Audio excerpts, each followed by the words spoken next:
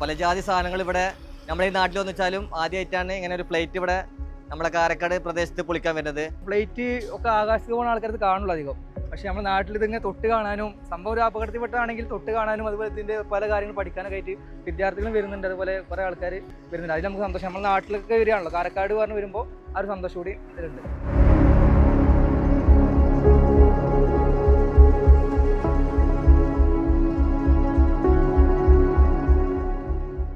2020 August 7 ദുബായിൽ നിന്നും കോഴിക്കോട്ടേക്ക് വരികയായിരുന്ന എയർ ഇന്ത്യ എക്സ്പ്രസ് വിമാനം ലാൻഡിങ്ങിനിടെ അപകടത്തിൽപ്പെട്ട വാർത്ത മലയാളികളൊന്നും അത്ര പെട്ടെന്ന് മറക്കാനിടയില്ല. അന്ന് കനത്ത മഴയിൽ കരിപ്പൂരിലെ ടേബിൾ ടോപ്പ് റൺവേയിൽ നിന്നും നിയന്ത്രണം വിട്ട വിമാനം താഴേക്ക് പതിച്ച് രണ്ടായി പിളരുകയായിരുന്നു. പൈലറ്റുമാരടക്കം 21 പേരുടെ ജീവനെടുത്ത ആ ദുരന്തത്തിൻ്റെ ഓർമ്മകൾ ഇന്നും മലയാളികളുടെ മനസ്സിൽ മായാതെ നിൽക്കുന്നുണ്ട്. നമ്മളിപ്പോൾ നിൽക്കുന്നത് പാലക്കാട് ജില്ലയിലെ പട്ടാമ്പിക്കടുത്തുള്ള ഓങ്ങല്ലൂർ കാരക്കാട്ടെ ഒരു പ്രമുഖ ആക്രി മാർക്കറ്റിലാണ്. സാധാരണയായി പഴയ വാഹനങ്ങളും ട്യൂബ് ലൈറ്റുകളും ബാറ്ററികളും ഒക്കെ പൊളിക്കുന്ന ഈ സ്ഥലത്തേക്ക് ഇപ്പോൾ എത്തിയിരിക്കുന്നത് രാജ്യം വിറങ്ങലിച്ചു പോയ ആ മഹാദുരന്തത്തിൻ്റെ ബാക്കിപത്രമാണ്. സംഭവം എന്തായാലും സന്തോഷമുണ്ട്, അതോടൊപ്പം സങ്കടമുണ്ട്. കാരണം ഒരുപാട് പേർക്ക് മരണത്തിനിടയാക്കിയ ഒരു ഫ്ലൈറ്റാണിത്.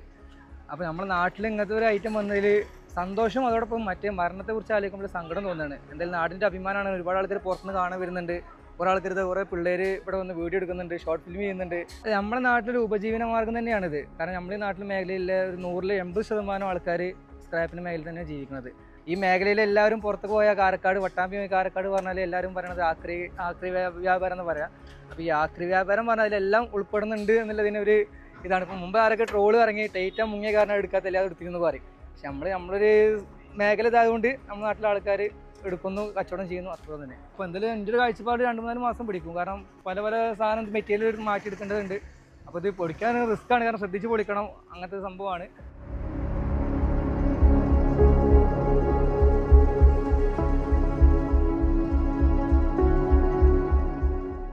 ഏകദേശം 45 ടണ്ണിലധികം തൂക്കമുള്ള ലോകാവശിഷ്ടങ്ങൾ ഇപ്പോൾ ഓരോ ഭാഗങ്ങളായി വേർപെടുത്തുകയാണ്.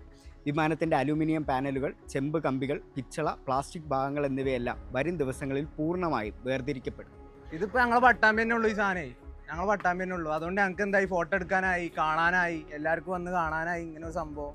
എന്താ പ്ലെയിൻ തന്നെ കണ്ടമാനം ആൾക്കാർ വീഡിയോ എടുക്കാനും കാണാനും, അതേപോലെ തന്നെ ഇതിൽ യാത്ര ചെയ്ത കണ്ടമാനം കുടുംബക്കാർ, ഇതിൻ്റെ ഫാമിലി മെമ്പർമാരൊക്കെ ഇത് വന്ന് കാണുകയും സങ്കടപ്പെടുകയും ചെയ്തിട്ടുണ്ട്.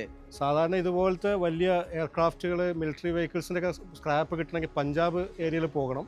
ഇവിടെ മലബാർ ഏരിയയിൽ ആദ്യമായിട്ടാണ് ഇങ്ങനെ ഒരു സംഭവം നമ്മൾ ദൃഷ്ടിയിൽപ്പെടുന്നതും.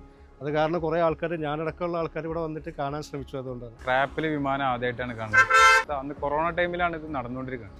അന്ന് ഒരുപാട് ആളുകൾ പോയി. അന്ന് നമ്മൾക്ക് വിഷമത്തോടെയാണ് അന്ന് നമുക്ക് ഇത് കാണാൻ കഴിഞ്ഞത്. ഒരുപാട് കുട്ടികൾ, ഒരുപാട് ആളുകൾ പല ദൂരത്തുനിന്ന് ഇത് കാണാൻ വേണ്ടി ഇവിടെ വരുന്നുണ്ട്. നമ്മൾ കോട്ടക്കലാണ്, നമ്മൾ ജസ്റ്റ് ഇത് കാണാൻ വേണ്ടി വന്നതാണ്.